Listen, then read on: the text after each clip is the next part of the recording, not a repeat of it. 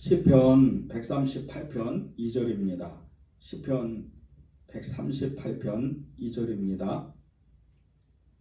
시편 138편 2절입니다.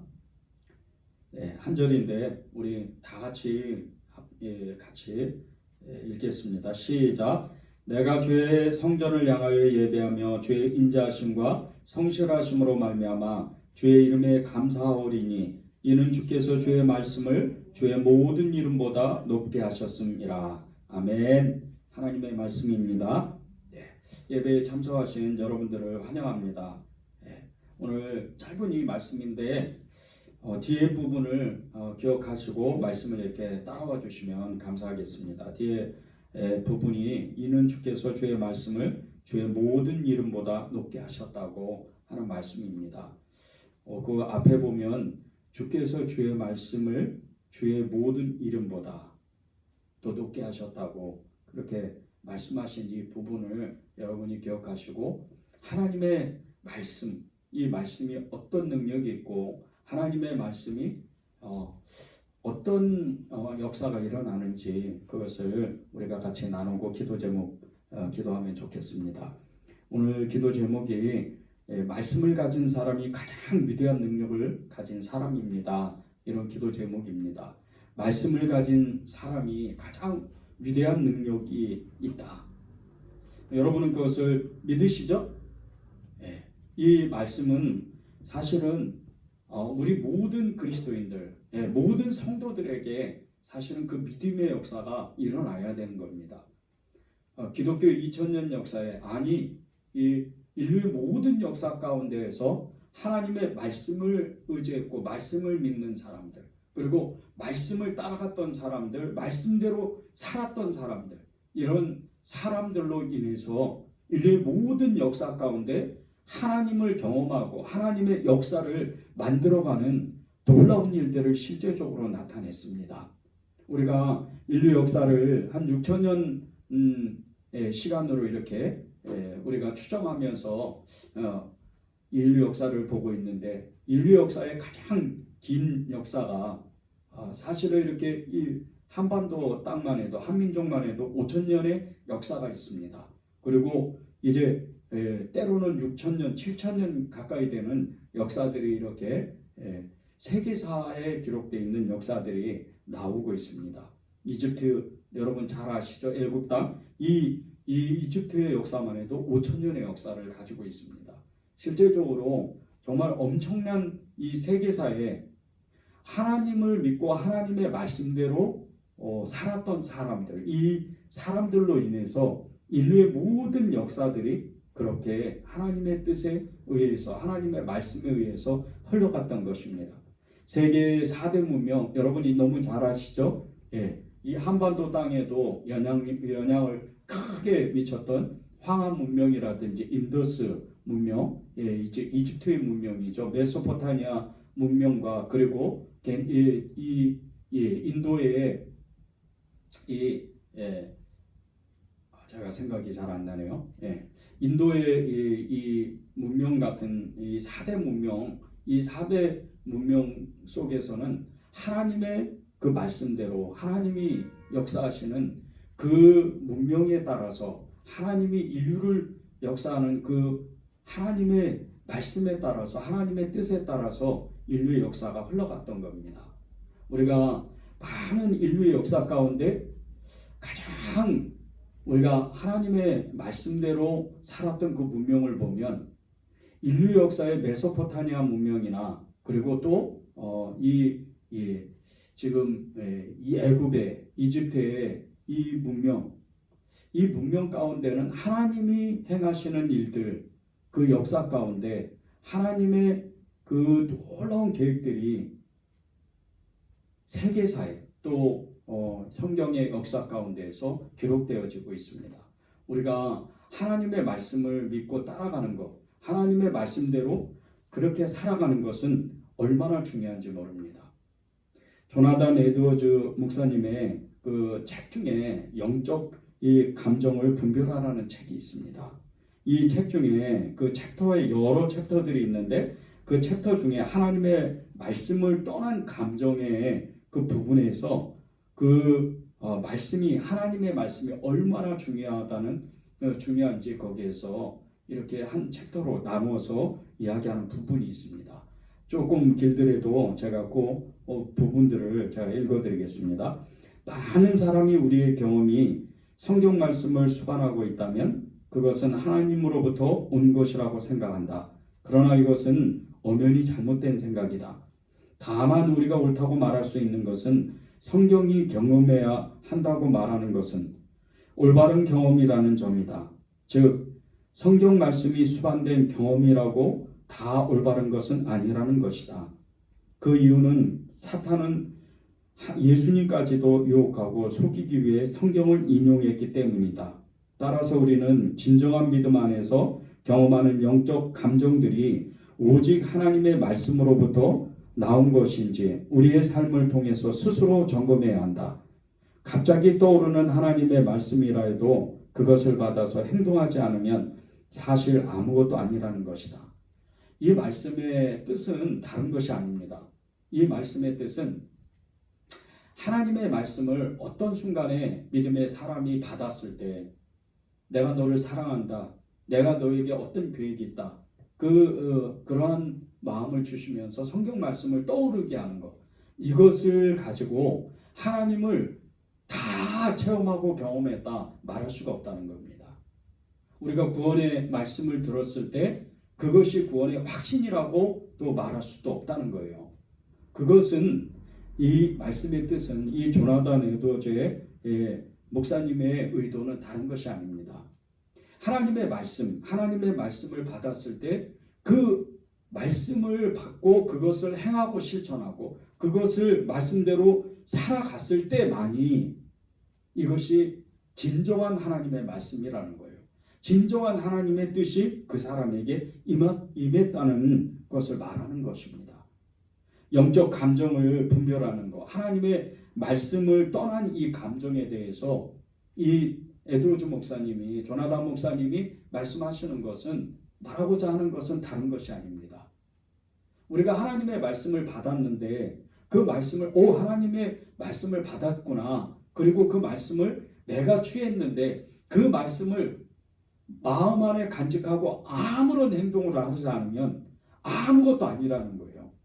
그냥 우리가 성경을 아는 정도가 되는 거지 그것이 하나님이 직접 말씀하셨는데조차도 이 말씀을 그대로 마음에 그냥 담아두기만 하거나 그 머리에 그냥 생각만으로 끝이면 그러면 이 말씀은 능력이 안 된다는 거예요. 말씀을 가지고 하나님의 그 말씀을 받았을 때 그 말씀대로 행해야 된다는 거예요. 말씀대로 살아야 된다는 거예요. 그래야 하나님의 그 말씀이 실제적으로 이루어진다는 겁니다. 영적 감정을 분별하라. 이 영적 감정은 사실 굉장히 중요합니다. 우리가 믿음의 어떤 감정을 가지고 하나님의 사람으로서 그리스도의 성도로서 그리스도의 증인으로서 이 땅에서 살아가게 될 때 많은 인류의 역사 가운데 성경의 인물들이 세상사를 주관하고 그리고 인류의 역사를 간섭한 그 모든 역사를 바꿨던 일들 중에 하나는 인류의 역사를 하나님의 손으로 붙잡아 주신 하나님의 손으로 기록하시고 하나님의 손으로 이끄시고 하나님의 뜻에 따라서 인류 역사가 움직이는 가운데 이 믿음의 사람, 말씀의 사람, 그리스도의 증인들이 그 가운데에서 하나님의 통로가 돼서 인류 역사를 관여하고 그 인류 역사를 이끌어가기 때문에 그 사람이 말씀의 사람이고 그 사람이 하나님의 증인이라고 말하는 것입니다. 영적 감정을 우리가 분별하라. 하나님의 말씀을 떠난 감정들 이것을 분별하는 것은 너무나도 중요한 거예요. 저와 여러분이 하나님의 성경의 말씀을 읽고 우리가 말씀을 기도하고 말씀대로 우리가 살아가지 않는다면 이 땅에서 말씀의 이 종교인 그리스도의 이 종교가 그리스도교가 이 기독교가 하나님의 능력을 이 세상 가운데 드러내질 못해요. 영향력을 끼칠 수가 없다는 거예요. 하나님의 말씀을 우리가 세상 가운데에서 말씀대로 살아가지 않는다면, 말씀이 세상을 움직이고 그 말씀이 하나님의 역사를 만들고 인류의 역사를 만든다는 것을 우리가 믿지 않고 그대로 살아가지 않는다면, 우리는 말씀이 왔는데도, 말씀하시는 하나님을 만나는데도 우리는 여전히 믿음이 없는 사람들처럼 행동할 수밖에 없다는 것입니다. 영적 감정을 분별하는 것, 하나님의 말씀을 떠난 그 감정, 이것을 분별하는 것은 너무나도 중요한 거예요. 여러분이 하나님의 말씀대로 살아야 하나님은 여러분을 통해서 이 말씀에, 하나님의 말씀을 가진 사람이 이 세상에서 가장 위대한 능력을 가진 사람, 가장 뛰어난 지혜를 가진 사람, 하나님의 그 놀라우신 능력으로 인해서 세상 가운데에서 세상을 움직이는 그런 능력자가 되는 겁니다. 그런데 말씀을 가지고 있다 하더라도 그 말씀을 내가 행동하지 아니하고 그 말씀을 실천하지 않을 때는 이 말씀은 아무런 능력이 없다는 거예요. 지난주에 우리 지난 주일 예배 때 나눈 말씀 중에 누가복음 4장 8장 4절에서 15절 말씀을 나눴는데 네 가지의 이 하나님의 말씀을 받는 유형에 대해서 이렇게 나눴습니다. 근데 그 중에 네 번째 말씀이 이게 좋은 땅의 말씀을 우리가 나눴는데, 이 좋은 땅이라고 하는 것은 착하고 좋은 마음으로 말씀을 받아서 그 말씀대로 살았던 사람에 대해서 나옵니다. 그 결실이 100배의 결실을 만든다고 그렇게 우리가 말씀을 나눴는데, 이 100배의 결실을 맺는 사람이 그다지 많지 않다는 것이 사실은 우리에게 큰 문제입니다. 이 누가복음 8장 8절 말씀을 다시 한번 우리가 읽어보겠습니다. 더러는 좋은 땅에 떨어짐에 나서 100배의 결실을 하였느니라. 이 말씀을 하시고 외치시되 들을 귀 있는 자는 들을지어다.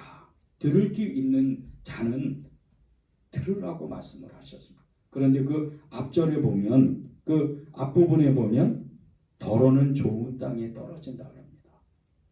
하나님의 말씀이 떨어질 때, 하나님의 말씀이 선포될 때, 그 말씀이 우리의 마음에 심겨지게 될 때, 그 말씀이 실제적으로 그 말씀을 모든 사람이 받으면 너무나도 좋은데, 그 말씀이 어떤 일부의 사람들에게만 떨어진다는 거예요. 더러는 참 이게 문제인 겁니다. 말씀을 하나님이 선포하시고 말씀을 뿌리실 때 그 마음같이 다 좋은 사람의 착하고 좋은 마음이 아니고, 더러는 길가밭이고 더러는 바위 위에 밭이고 더러는 가시떨기 속에 밭이기 때문에 다 하나님의 말씀을 받아내지를 못한다는 거예요. 그래서 일부의 사람들이 그 말씀을 받는다는 거예요. 말씀을 받고 결실을 맺는 사람이 적다는 뜻이겠죠. 그 더러는이라는 말씀의 이 뜻을 보면 전체 가운데 일부라는 뜻이 있습니다. 이게 부사용어인데 전체 중에 일부다. 모든 전체 중에 일부라는 뜻입니다. 저와 여러분은 절대로 이 말씀에 비껴가면 안 됩니다. 우리가 이 마태복음 8장 8절의 말씀이 하나님 우리의 말씀입니다. 저입니다. 그 대상은 저입니다. 이렇게 고백을 해야 돼요. 여러분 중에 길가밭이 되고 바위 위에 밭이 되고 가시떨기 속에 그 밭이 그런 유형의 사람들이 되면 안 됩니다. 하나님의 말씀을 받을 때 똑같은 말씀을 듣는데 어떤 사람은 그 말씀을 생명과 같이 여기고 그 말씀대로 행하고, 어떤 사람은 그 말씀을 그냥 흘려버리는 사람이 있어요.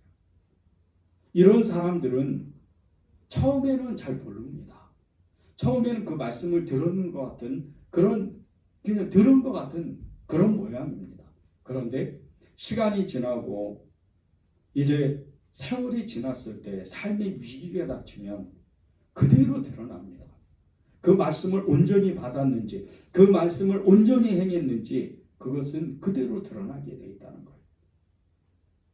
저는 여러분이 오늘 이 말씀을 받을 때 하나님의 말씀을 정말 여러분의 생명과 같이 내가 목숨을 걸고 이 말씀을 받겠다.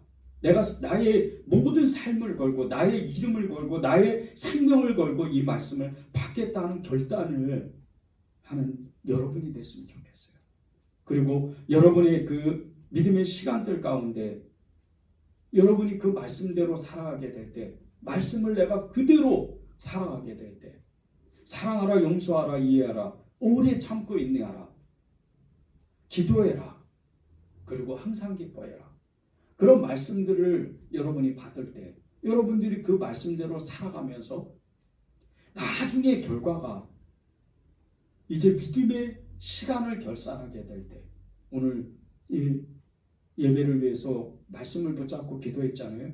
히브리서 4장 13절 말씀을 기도할 때 우리가 그 나중에 결산, 믿음의 결산을 받을 때 잘하겠다 착한 종아, 너는 하나님의 말씀대로, 너는 여호와의 말씀대로, 예수님의 말씀대로 너는 행하고 실천했던 그런 사람이구나.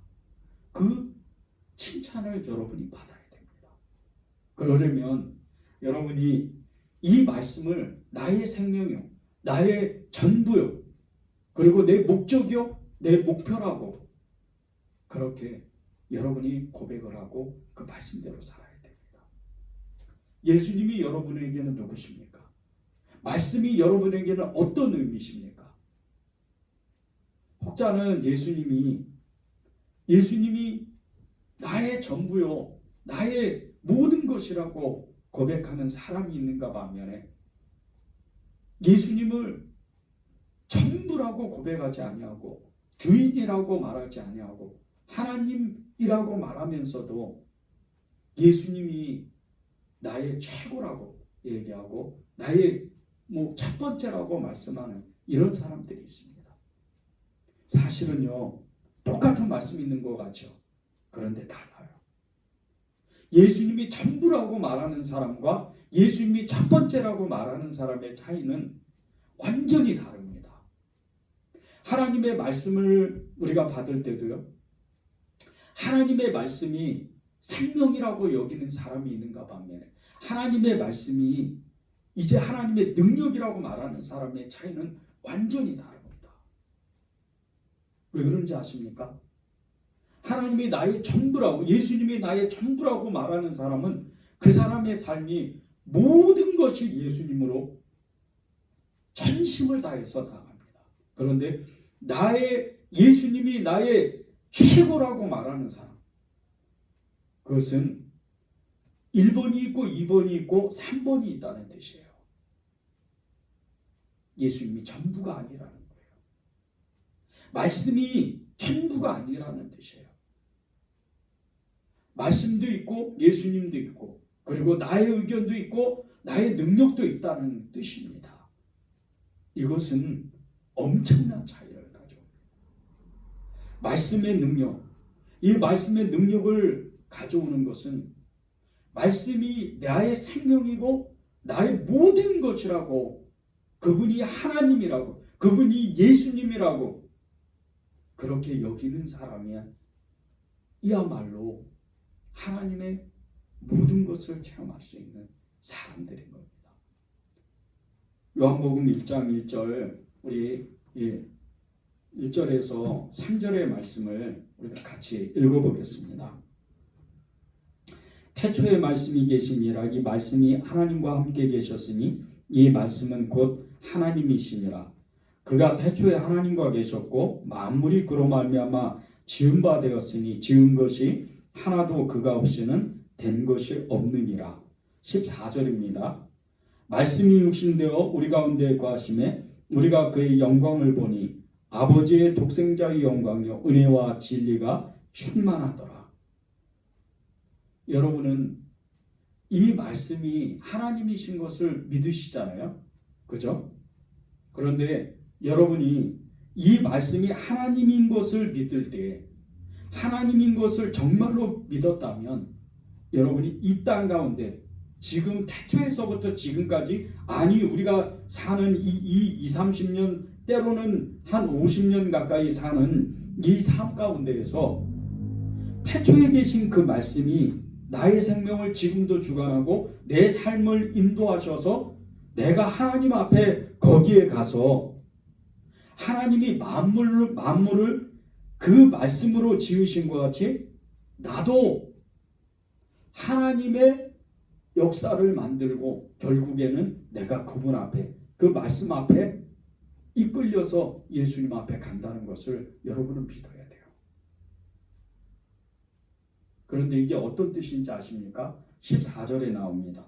말씀이 육신되어 오신 우리 가운데 거하신 예수님께서 그의 영광을 하나님 아버지의 독생자의 영광으로 은혜와 진리가 충만한 그 영광으로 우리와 함께 하신다는 거예요.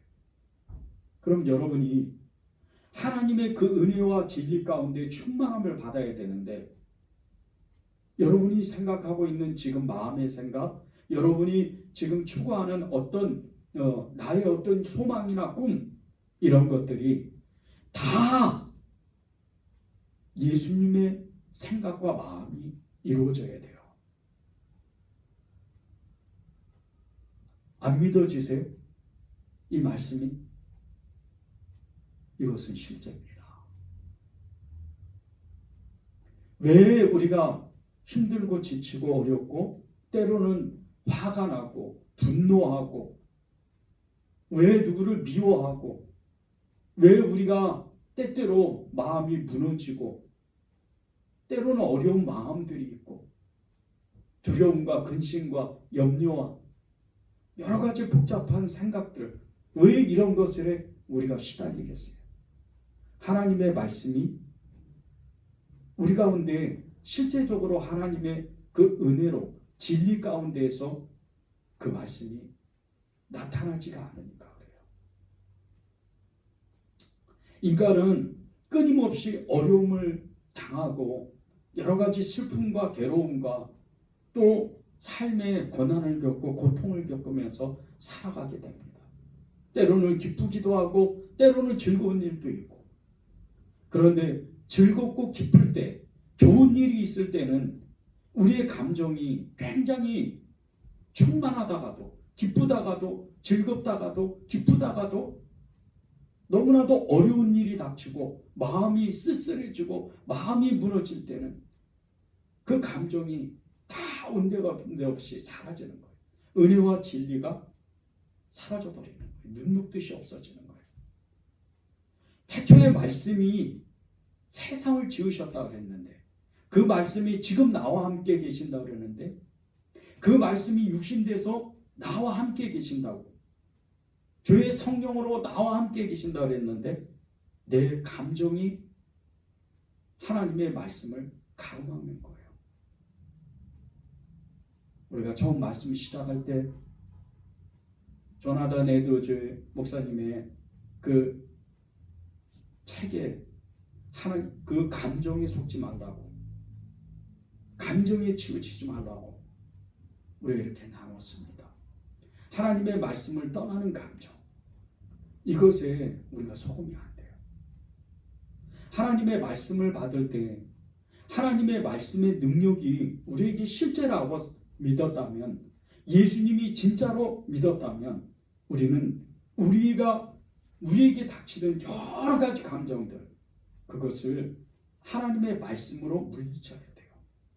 왜? 그것은 말씀이 육신되어 오셨고 말씀이 하나님이시라고 그랬고 말씀이 예수님이라고 말씀하셨기 때문이에요.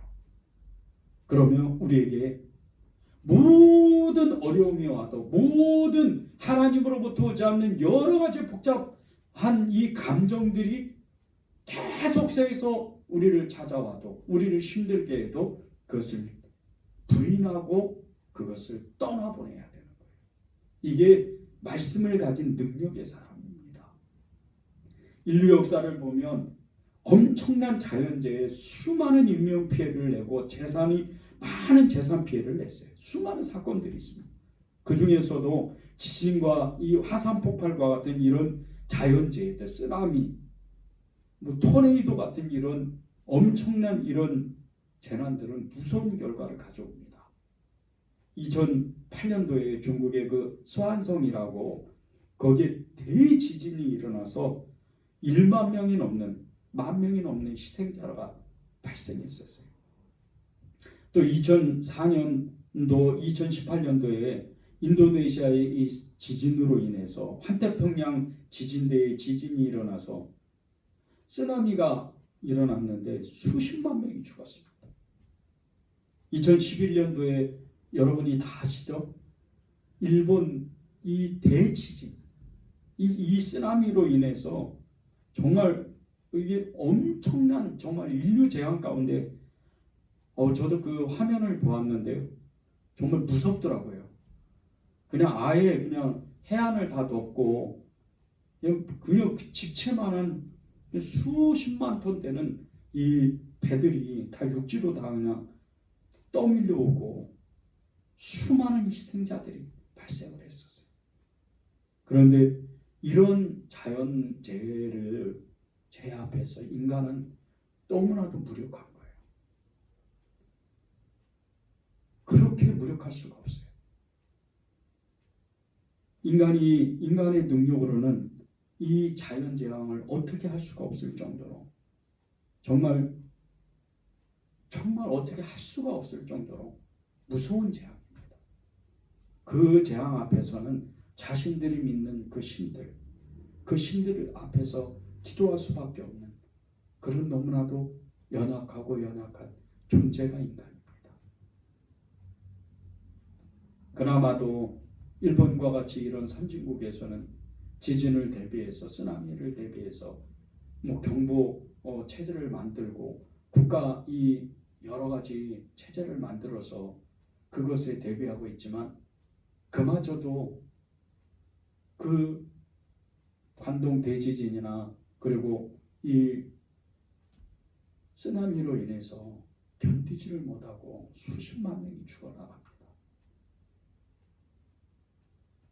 하나님의 말씀을 우리가 가지고 그 말씀대로 살고 그 말씀대로 우리가 행동하게 될 때 우리의 삶에서 때때로 찾아오는 이 정말 엄청난 이 삶의 쓰나미, 때로는 영적 공격의 이 쓰나미와 같은 이런 것을 대비하지 않으면 우리는 속수무책으로 믿음이 무너지고 삶 자체가 완전히 믿음을 잃어버려서 무너지고 마는 거예요. 하나님의 말씀을 왜 우리가 행해야 돼요? 왜 말씀대로 살아야 돼요? 저와 여러분의 적이 있지 않습니까? 마귀. 이 마귀는 하나님을 믿는 백성을 어떻게 하면 눈을 가려서 예수님을 믿지 못하도록 끊임없이 공격을 합니다. 이 마귀의 패턴이 있어요. 공격하는 패턴이 있습니다. 어떤 사람에게는 먹고 사는 삶의 그 문제로, 어떤 사람에게는 가정을, 어떤 사람에게는 그 사람을 통해서 공격을 합니다. 어떤 사람에게는 실제적으로 영적으로 공격을 해요. 이 마귀가 공격하는 이 공격 패턴이 늘 일정하게 정해져 있어요. 말씀을 우리가 가지면 그 마귀가 수만 가지를, 아니 우주와 같은 수많은 별들과 같은 수를 가진다 하더라도 하나님의 말씀을 가지면 그 패턴을 금방 알 수가 있어요. 이런 마귀의 공격을 받을 때 제일 먼저 우리가 영적인 무기를 가지는 것이 하나님의 말씀이에요. 말씀을 가져야 돼요. 에베소서 6장에도 보면 10절에서 18절에 보면 영적 전쟁이 나옵니다. 이 영적 전쟁의 가장 강력한 무기가 뭔지 아십니까?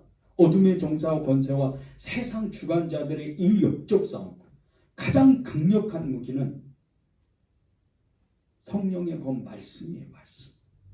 하나님의 말씀을 갖는 거예요. 말씀의 능력을 가질 때, 말씀의 칼을 가질 때, 말씀의 그 예리한 날성검을 가질 때 이 마귀는 속수무책으로 무너질 수밖에 없어요.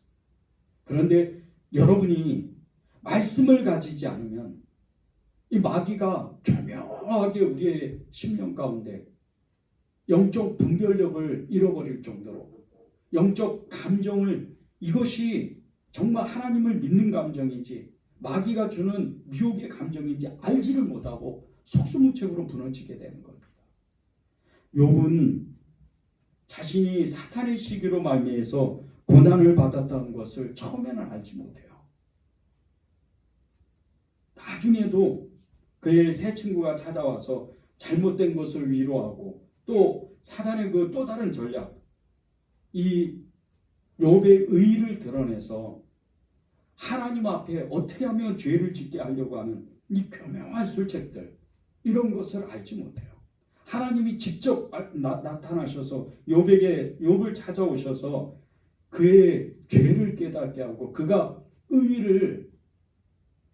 자신의 의의를 드러내는 것을 깨닫게 하기 전까지는 욥조차도 이 사단이 자기를 공격했다는 것을 알지 못했어요. 그저 그냥 하나님을 떠나지 않으려고, 하나님을 부인하지 않으려고 끊임없이 그는 하나님을 고백하고 하나님 앞에서 계속해서 자신의 믿음을 고백하는 그런 수준이었어요. 욥인데도 완전한 의인이었고 정말 믿음을 칭찬받았던 이 욥조차도 그렇게 하나님이 직접 말씀하시기 이전에는 그것을 사탄의 공격인지를 알 수가 없었다는 거예요. 하나님께 버림받았던 이 사울이라는 사람은 처음에 아주 정말 너무나도 죄 같지 않는 이 죄, 그냥 회개하면 되거든요. 다윗처럼 제사 지내지 마라, 제사장이 제사를 지내야 된다, 이 말씀을 본인이 깨닫지 못했으면 이 사무엘이 와서, 제사장이 와서 깨닫도록 말씀을 전해줄 때 바로 회개하면 되는데 이 불순종 때문에 사단이 밥이 돼버려요. 그리고 그는 죄가 점점 커져가는 거예요. 나중에는 어떻게 되죠? 나중에는 무당을 통해서 이 사무엘의 죽은 사람의 영혼을 불러올리는 죄까지도 저질러요. 점치는 사신의 죄를 범하는 거죠.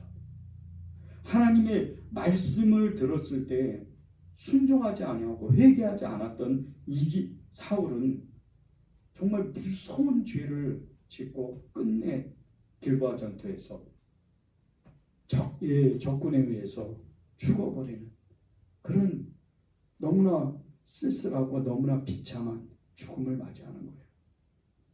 말씀이 없으면, 말씀대로 행하지 않으면 그 결과는 완전히 다른 삶이 되는 거예요. 완전히 다른, 정말 너무나도 무서운 결과를 맞이하게 되는 거예요. 욥과 사울의 비슷한 이 고난과 생명의 위협을 욥도 받았고, 그리고 이 사울도 너무나도 처음에는 그걸 몰랐지만 나중에 그의 말년의 삶, 그가 마지막 삶에는 전쟁의 위험 가운데 생명의 위협을 받았어요.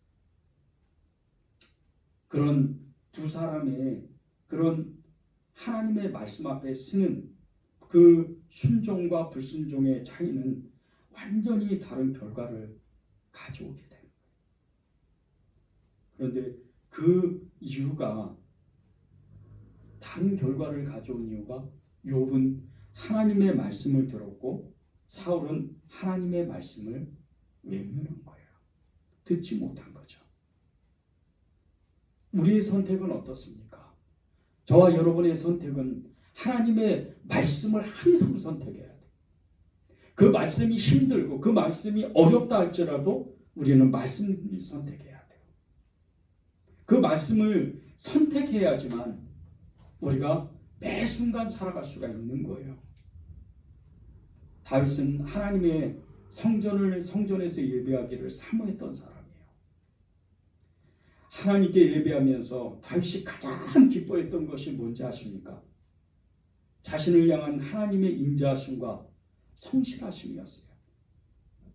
그는 그의 삶 속에서 힘들고 어렵고 고난과 수많은 그 고통 가운데에서도 하나님이 자신을 도와주신다. 그리고 자신과 함께 계신다. 그 믿음으로 그 모든 위기에서 벗어나면서 하나님께 고백하기를, 하나님은 자신을 위해서 영원히 자신을 향한 하나님의 사랑은 변하지 않는다고 그것을 고백했던 사람이에요. 그것을 기뻐했던 사람입니다. 다윗이 이렇게 하나님을 절대적으로 신뢰했던 것은 하나님의 약속의 말씀이 있었기 때문이에요. 오늘 시편 138편 2절 말씀 다시 한번 읽어보겠습니다. 그 하반부를, 이는 주께서 주의 말씀을 모든 이름보다 높게 하셨습니다. 이는 주께서 주의 말씀을 주의 이름보다 높게 하였습니다. 하나님의 이름의 말씀이 얼마나 많아요. 여호와 하나님서부터 수많은 이름들, 우리가 수요예배 통독하면서 수많은 이름들을 예수님의 하나님의 그 아버지의 이름을 우리가 나눴습니다. 그런데 그 모든 이름 위에 하나님의 말씀이 있다는 거예요. 이 말씀이 여러분에게 어떤 분은 생소하게 들릴 수도 있고, 어떤 분은 정말 이 말씀이 정말 그렇습니다, 아멘이죠, 그런 분도 계실 겁니다. 성경을 많이 본 분은, 성경을 많이 읽었던 분은 이 말씀이 얼마나 큰 능력인지를 압니다. 주의 모든 이름보다 하나님의 말씀이 더 높으시다. 어떻게 보면 하나님의 그 말씀이 여호와 하나님보다 더 높은 이름은 없는데 어떻게 말씀이 그 위에 계시지? 이렇게 생각할 분도 계시고, 이 뜻은 다른 뜻이 아니에요. 그 말씀이, 하나님의 말씀이 여호와 하나님의 이름보다 뛰어났다는 이 말씀은 높다는 뜻이 아니에요. 그만큼 말씀의 능력이 강력하다는 뜻이에요. 하나님의 말씀이 모든 하나님의 이름을 내게 임하게 할 수 있을 정도로 강력하다는 뜻이에요. 여러분에게 하나님이 함께 하셨다, 여호와 삼마라는 이름이요, 함께 하셨다, 그리고 앞으로도 함께 하실 것이다, 그 여호와 삼마라는 말씀이 내게 능력이 된다고, 나와 함께 하신다면 얼마나 큰 능력이 되겠어요. 근데 그것이 말씀으로 나타난다는 거예요. 이게 아무리 힘들고 지친 일이 우리에게 찾아온다 그래도 그것을 능히 이길 수 있는 힘이 됩니다. 그리고 그 말씀이 하나님의 능력으로 말미암아서 여러분이 말한 대로, 여러분이 생각한 대로, 여러분이 선포한 대로 실제 그 말씀이 이루어진다는 거예요. 힘들 때 주님께서 주시는 믿음의 말씀들이 있어요. 우리가 몇 가지 말씀만 우리가 한번 나눠보겠습니다. 누가복음 18장 42절입니다. 예수께서 그에게 이르시되 보라, 내 믿음이 너를 구원하였느니라 하시매, 이 말씀은 맹인 바디메오라는 사람이 평생토록 이 맹인이었는데 예수님의 그 옷자락을 만지고 예수님이 고쳐주신다는 것을 간청할 때 이 자신은 고침을 받는다는 믿음을 가지고 있었어요. 그런데 실제적으로 예수님을 만났을 때 이 바디메오는 네 믿음이 네 눈을 고쳤다, 그 눈도 고칠 뿐더러 네 영혼도 구원받았다, 그런 큰 믿음을 받은 거예요. 하나님의 말씀 그대로 믿은 거예요. 이 바디메오는 예수님을 그냥 전에만 들었던 사람이에요. 실제 만나본 적은 없어요. 처음 만난 겁니다. 근데 처음 만나서 들었던 믿음, 하나님의 말씀을 들었던 그 믿음으로 자신의 눈을 고치고 자신의 영혼까지 고침을 받았어요. 여러분에게 맹인 바디메오 같이 정말 앞을 한순간도 볼 수 없는 정말 절체절명의 어떤 순간이 오고 어려운 문제가 닥쳤다 했을 때 이 바디메오 같은 믿음을 가지고 있었다면 여러분 그 문제를 바디메오처럼 뛰어넘을 수 있는 거예요. 말씀의 힘이 이렇게 강합니다. 또 보십시오. 야고보서 1장 3절입니다. 이는 너희 믿음의 시련이 인내를 만들어내는 줄 너희가 알미라. 박해받는 이 성도들, 수많은 성도들이 믿음의 삶을 살아가게 될 때 그 믿음의 그 시련을 겪고 그 믿음의 고난을 받을 때 그들이 인내를 가지고 끝까지 그 박해를 견뎌내면 그들도 알지 못하는 하나님이 너무나도 칭찬하시는 그 인내를 가지고 인내의 믿음을 갖는다는 거예요. 소유할 수가 있다는 거예요. 여러분이 지금 닥쳐져 있는 여러 가지 마음의 소망이나 그리고 삶의 어려움 가운데 있을 때 끝까지 내가 주님이 나와 함께 할 것이다. 나를 죽이지 않고 나를 힘들게 하지 아니하고 끝까지 나를 붙드시고 축복하실 것이다. 이 믿음을 갖는다면 여러분이 끝내 결실을 얻는 것은 인내요. 그것을 가질 수 있다는 거예요. 이게 말씀의 능력으로 나타난다는 거예요. 마태복음 17장 20절을 보겠습니다. 이르시되 너희 믿음이 작은 까닭이니라. 진실로 너희에게 이르노니 만일 너희에게 믿음이 겨자씨 하나일 만큼 있어도 이 산을 명하여 여기서 저기로 옮겨지라면 옮겨질 것이요 또 너희가 못할 것이 없으리라. 귀신 들린 이 아이의 그 아이를 가진 부모가 제자들을 찾아왔어요. 예수님의 제자들 고쳐달라고. 그런데 변화산성에서 이 베드로와 요한과 함께 있던 그 예수님께서 변화산을 내려와서 보니까 귀신 들린 사람을 그 아이를 어찌할지를 못하고 제자들이 쩔쩔매는 거예요. 예수님이 단번에 고쳐주셨죠. 그리고 나서 예수님께 제자들이 왜 우리는 못 고치냐고 여쭤봤을 때 예수님의 대답입니다. 이르시되 너희 믿음이 작은 까닭이라. 너희 믿음이 작은 까닭이라. 여러분이 제가 정말 여러분에게 한 가지 질문을 드리고 싶어요. 여러분이 예수님의 이름을 부르고 귀신을 쫓아내면 실제 나갈까요? 나는 믿음이 없는데. 어떤 사람이 그러면 신유의 은사가 있고 귀신을 쫓는 능력이 있으면 그 사람은 쫓아낼까요? 그렇죠. 그 사람은 쫓아냈죠. 은사가 있는데. 그런데 예수 믿는 사람의 믿음의 역사가 어떤 것인지 아십니까? 마가복음 16장에 나와요. 믿는 자들에게 이런 표적이 따르느니 이는 저가 내 이름으로 귀신을 쫓아내며 뱀을 집어올리며 무슨 독을 마실지라도 해를 받지 아니하며 병든 자에게 손을 얹은즉 나으리라.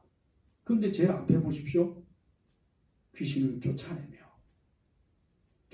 그러는 거예요. 여러분에게 그런 능력이 있는 거예요. 믿는 자니까. 말씀을 내가 어떻게 받아들이느냐, 말씀을 내가 어떻게 믿느냐에 따라서 믿음의 차이가 완전히 다른 거예요. 우리의 나중 삶도, 나중의 삶의 결과도 완전히 다르지만 지금 현재 우리가 닥쳐있는 모든 영적인 상황과 또 우리가 지금 살고 있는 삶의 영역에서도 믿음의 그 삶의 모습이 완전히 다른 모습으로 살아가는 거예요. 여러분이 말씀의 능력을 가지고 있다. 나는 말씀의 역사를 믿는 사람이다. 그리고 나는 말씀대로 그 말씀을 믿기 때문에 말씀대로 살아가는 것이다. 이렇게 믿을 때 여러분은 귀신을 쫓아내고 병든 자에게 손을 얹은즉 나으리라. 이 말씀이 실제가 되는 거예요. 이 말씀이 여러분에게 어떠세요? 이 말씀이 믿어져야 이 뒤에 말씀 마태복음 17장 20절의 뒷부분의 말씀이 실제 이루어지는 거예요. 보세요. 믿음이 적은 까닭이니라 진실로 진실로 내가 너희에게 이르노니 만약 너희에게 믿음이 겨자씨 한 알만큼만 있어도 이 산을 명하여 여기서 저기로 옮겨지라면 옮겨질 것이요 또 너희가 못할 것이 없으리라. 예수님이 제자들에게 뭐라고 말씀하셨어요? 너희가 나와 같은 일을 할 것이며 나보다 큰 일을 하리라. 이 산더러 저기로 옮겨지라면 실제로 옮겨진다는 거예요. 인류 역사의 믿음의 사람들, 수많은 믿음의 사람들이 했던 일들이 뭔지 아십니까? 역사를 바꾸는 일이었어요. 그런데 그 역사를 바꾸는 일이 이 한국 사회, 대한민국 사회에서도 있었습니다. 조선 말에 이제 영국과 미국의 선교사님들이 복음을 전파해 줘서 한국 초대교회 사람들, 이 구한말의 사람들이 정말 너무나 못 살고 너무나도 정말 이렇게 문명이라고 접해보지 않은 이 많은 이 조선 사람들이 복음을 받아들이고 이 한국 사회를 완전히 변화시켰어요. 첫 번째 교육, 두 번째 의료, 그리고 많은 사람들이 언어를 그 글을 배우고 그리고 자신의 삶을 바꿨어요.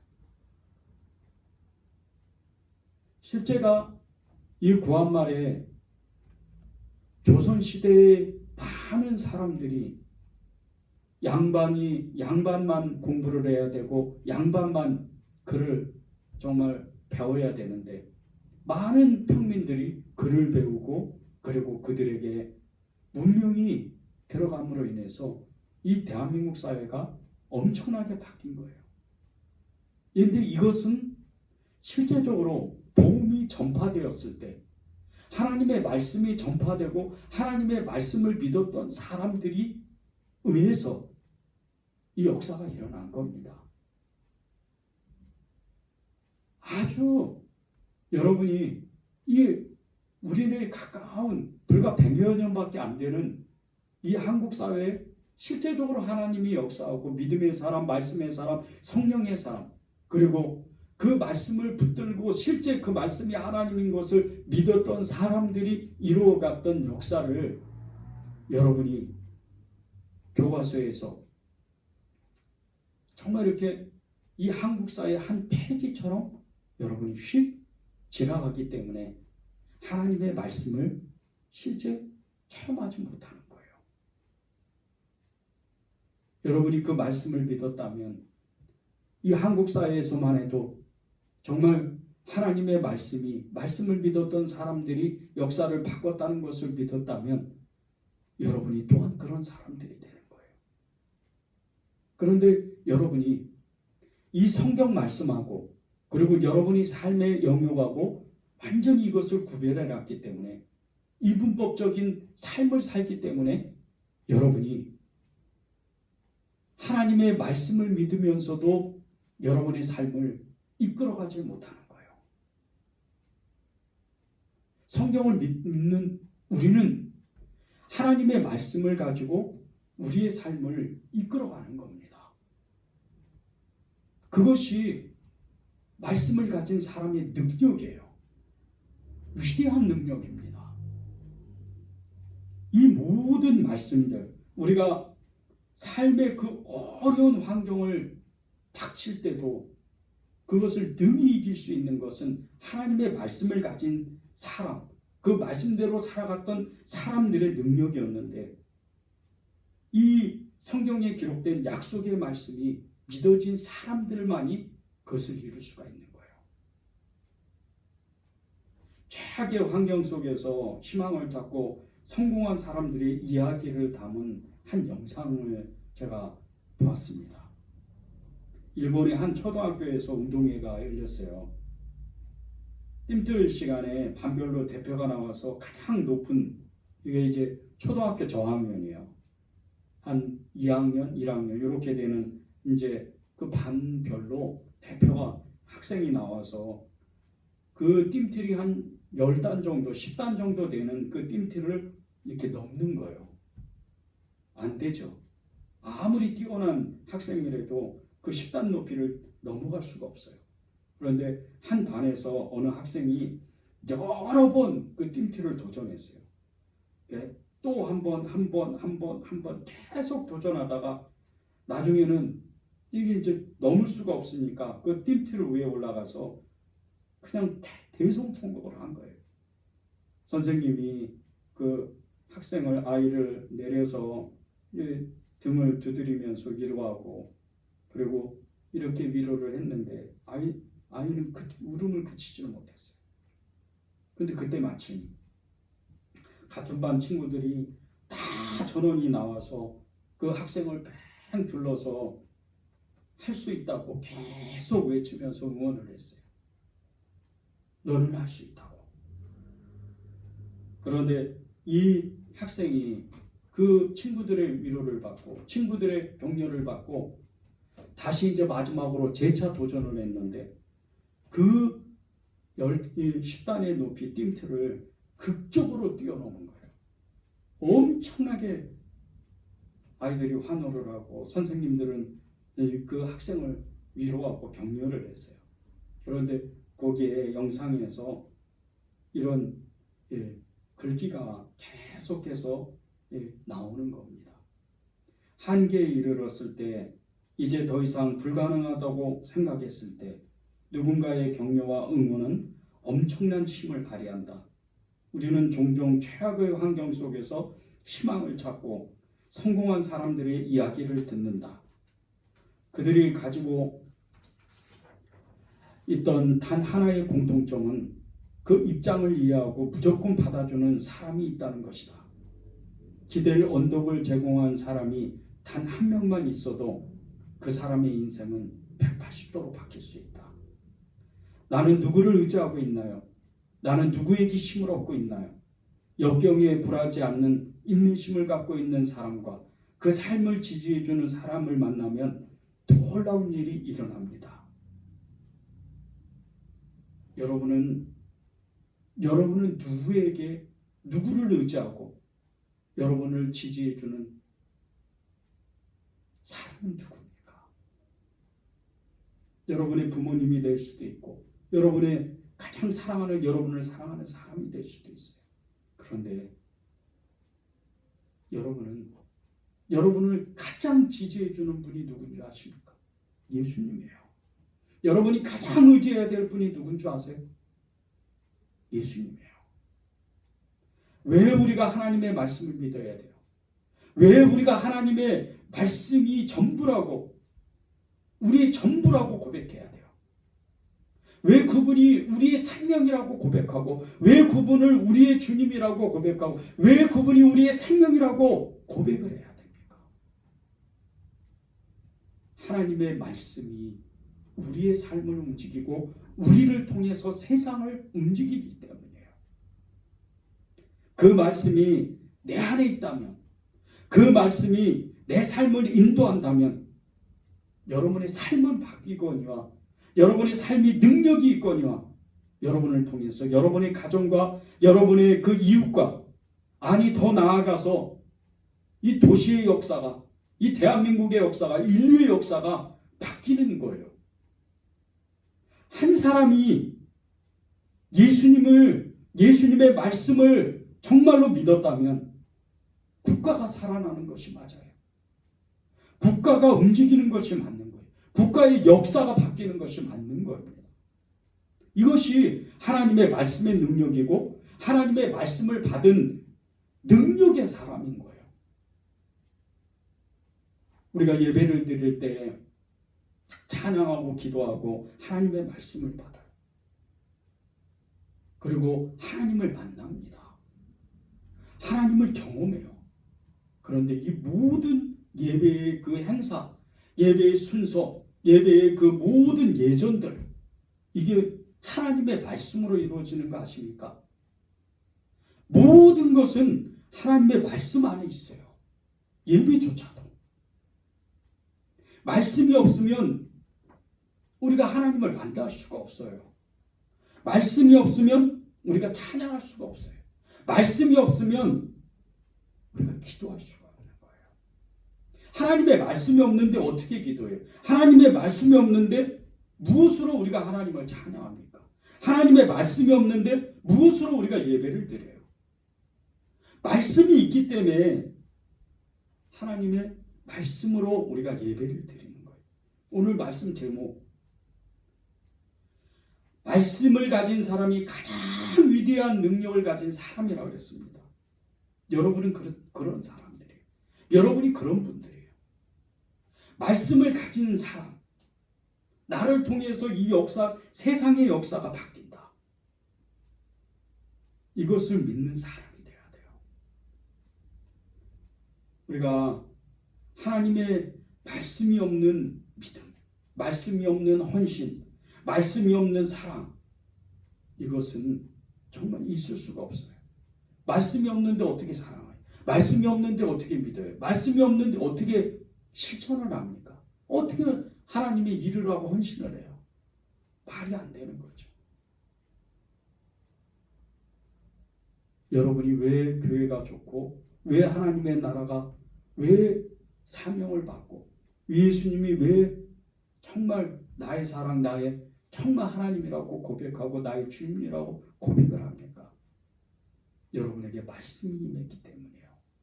여러분에게 말씀이 생동하고 움직이기 때문에, 생명력으로 나타나기 때문에 그분을 사랑하는 거예요. 그분께 헌신하는 거예요. 말씀이 여러분의 문제도 풀 뿐더러 여러분에게 닥쳐오는 그 위기의 순간도 능히 이길 수 있게 만드세요. 그런데 이 말씀을 우리가 붙잡는 그 고백을 결단을 해야 돼요. 위기 가운데 벗어나는 하나님의 말씀들이 몇 가지가 있어요. 몇 구절을 제가 읽어드리겠습니다. 예레미야 29장 11절, 여호와의 말씀이니라. 너희를 향한 나의 생각을 내가 아나니 평안이요 재앙이 아니니라. 너희에게 미래와 희망을 주는 것이니라. 예레미야 선지자를 통해서 예언적으로 이스라엘이 완전히 망할 거라고 이제 선포가 됐어요. 그리고 실제적으로 그 말씀은 임해서 느부갓네살을 통해서 이 예루살렘에 돌 위에 남지 아니하고 완전히 다 망했어요. 그런데 예레미야 선지자를 통해서 하나님이 이스라엘 백성에게 이렇게 말씀하시는 거예요. 너희를 향한 생각을 내가 아나니 평안이요 재앙이 아니다. 이미 재앙이 임했는데 하나님은 재앙이 아니고 평안이라고 말씀을 하세요. 이스라엘 백성들이 비록 하나님께 죄를 짓고 우상 숭배했지만 끝내 그들을 완전히 멸하게 하시지 않아요. 그리고 그들을 완전히 무너뜨린 것 같은데 그 남은 구루터기가 남은 자들이 있었어요. 그리고 이스라엘은 실제적으로 회복됩니다. 여러분에도 똑같아요. 여러분의 삶에 이 말씀이 실제가 돼야 돼요. 나에게 지금 닥치는 모든 어려움, 이것은 재앙이 아니고 예수님이 반드시 선함으로 나한테 그것을 바꾸시고 선한 일을 나타내실 것이다. 그 분이 나에게 평안의 하나님이다. 이것을 믿는 거예요. 두 번째 말씀 보세요. 로마서 8장 18절, 35절, 39절입니다. 생각하건대 현재의 고난은 장차 우리에게 나타날 영광과 비교할 수 없도다. 35절부터입니다. 누가 우리를 그리스도의 사랑에서 끊으려 환난이나 공고나 박해나 기근이나 적신이나 위험이나 칼이랴. 기록된 바 우리가 종일 주를 위하여 죽임을 당하게 되며 도살할 양같이 여김을 받았나이다 함과 같으니라. 그러나 이 모든 일이 우리를 사랑하시는 이로 말미암아 우리가 넉넉히 이기느니라. 내가 확신하노니 사망이나 생명이나 천사들이나 권세자들이나 현재일이나 장래일이나 능력이나 높음이나 기쁨이나 다른 어떤 피조물이라도 우리를 우리 주 그리스도 예수 안에 있는 하나님의 사랑에서 끊을 수 없으리라.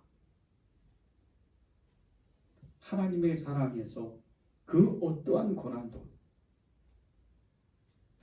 환난이나 권고나 핍박이나 그 모든 것을 다 더해도 하나님의 사랑에서 우리를 끊을 수 없다는 거예요. 여러분 힘드세요? 여러분 너무나 지치세요? 그럴 때 꼭 잊지 마셔야 돼요. 하나님은 나를 사랑하신다. 그 사랑은 나를 붙드신다. 그 사랑은 나를 이기게 하신다. 그 사랑은, 그 말씀은, 그분은 나와 함께 하신다. 이 모든 것을 이길 수 있게 하신다. 이것을 믿는 거예요. 이게 말씀의 능력이에요. 신명기 31장 6절입니다. 너희는 강하고 담대하라. 두려워하지 말라. 그들 앞에서 떨지 말라. 이는 내 하나님 여호와 그가 너와 함께 가시며 결코 너를 떠나지 아니하시며 버리지 아니하실 것이라. 모세가 마지막 설교를 모압 땅에서, 이스라엘에 들어가지 못하고 모압 땅에서 250만 명이 넘는 이스라엘 백성들에게 말씀을 선포해요. 그리고 그 백성들에게 이렇게 전해주는 거예요. 너희는 강하고 담대하라. 두려워하지 말라. 그들 앞에서 떨지 마라. 이는 내 하나님 여호와가 너와 함께 할 것이다. 결코 너희를 떠나지 않을 것이다. 그리고 실제적으로 이 말씀은 여호수아를 통해서 이스라엘 백성들이 가나안 땅을 정복하는 놀라운 말씀이 돼요. 여러분에게 하나님은 오늘도 말씀하세요. 예수님의 이름으로 담대하라는 거예요. 두려워하지 말라는 거예요. 그리고 반드시 이길 것이라고 말씀하세요. 여러분의 삶에서 가장 어려움이 닥칠 때 그 앞에서 떨지 말라는 거예요. 그 앞에서 주눅들지 말라는 거예요. 그 앞에서 기죽지 말라는 거예요. 하나님이 이기게 하시겠다는 거예요. 그리고 함께 하시겠다는 거예요. 결코 저와 여러분을 떠나지 않겠다고 말씀하세요. 그분이 말씀이세요. 그분이 예수님이세요. 왜 여러분이 예수님의 말씀을, 예수님의 이름으로 그분의 말씀을 가지고 있어야 돼요? 그분의 말씀대로 왜 살아야 돼요? 내가 오늘 그 말씀대로 살다가 실패하고 내일 실패하고 모레 실패하고, 아니 10번 100번을 실패하더라도 의인이 7번 넘어져도 8번 일어나는 것 같이 여러분이 그 말씀대로 살기를 결단하고 다시 한번 그 말씀대로 말씀을 붙잡고 나아갈 수 있습니다. 예수님이 나와 함께 하실 것입니다. 그렇게 일어나는 거예요. 성경에는 많은 하나님의 말씀 중에 여러 가지 숫자의 의미가 있어요. 예수님은 7이라는 숫자를 가지고 있어요. 12제자에는 10이라는 숫자를 가지고 있어요. 이 모든 숫자들, 많은 이 숫자들의 영적 의미들이 있습니다. 예수님은 완전수를 가지고 있어요. 그 완전수를 가지고 우리에게 말씀하세요. 7번 넘어져도 8번 일어나라. 아니 1000번을 넘어져도 10,000번을 일어나라. 끝까지 구원을 주시고자 하는, 끝까지 우리와 함께 하시고 영원히 함께 하시겠다는, 항상 내가 너희와 함께 하시겠다는 그 말씀과 같이 우리가 말씀대로 살기를 결단하고 말씀을 붙잡고 우리가 끝까지 믿음으로 살기를 우리가 결단만 한다면 예수님은 저와 여러분을 도와주시게 돼 있어요. 그분이 하나님인 거예요. 오늘 우리가 말씀을 가진 능력, 그 사람이 하나님의 사람이라는 것을 나눴습니다. 여러분이 정말 오늘 결단하시기를 간절히 정말 여러분께 권면해 드리고 싶습니다. 우리는 그분의 말씀 앞에 거해야 돼요. 그분의 말씀 앞에 우리는 서야 돼요. 그래야 우리에게 정말 하나님으로부터 오지 않는 여러 가지 감정들, 여러 가지 그 기복적인 신앙을 이길 수가 있는 거예요. 그런 은혜가 여러분에게 가득하기를 바랍니다.